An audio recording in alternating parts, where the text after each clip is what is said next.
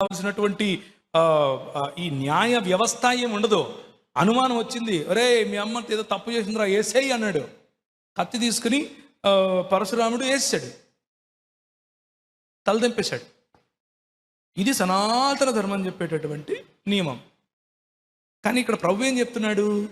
ఆమె తప్పు చేసిందో లేదో ముందు నిలబెట్టి మాట్లాడండి, నిలబడి మాట్లాడి ఆ తర్వాత చూద్దాం. అంటే స్త్రీ పట్ల రాబోయే ప్రశ్న అనుకుంటాను ఇది.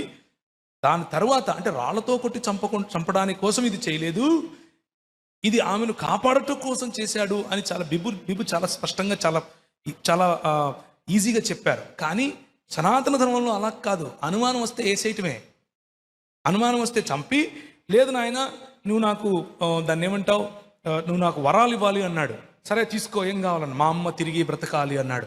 అరే ఎట్లయితుందిరా ఇప్పుడు, మళ్ళీ కష్టం కదా అంటే, అది గదిగో ఎల్లమ్మ పోతా ఉంది, నల్లగా ఉంది, లావుగా ఉంది, దాని తల తీసే